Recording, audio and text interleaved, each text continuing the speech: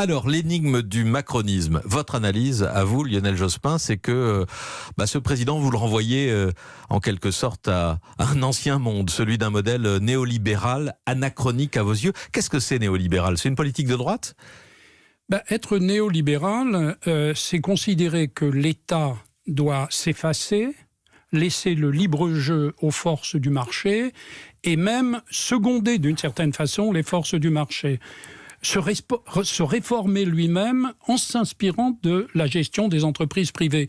Je pense que ça n'est pas adapté à la période. Mais je pense aussi plus largement que si le macronisme, pour parler ainsi, est un peu énigmatique, cela s'explique.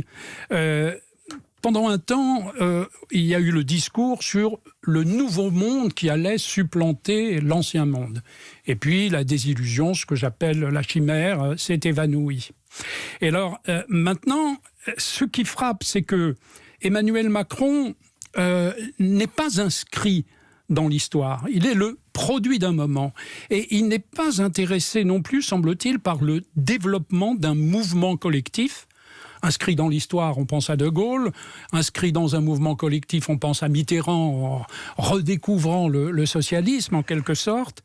Et au fond, sous le macronisme, on trouve toujours Macron parce qu'il s'agit d'une aventure, ou si l'on préfère un mot plus beau ou plus indulgent, d'un destin purement individuel. Et c'est ça qui crée aujourd'hui, je pense, la difficulté devant laquelle se trouve en partie la France lorsqu'elle aura à faire des choix.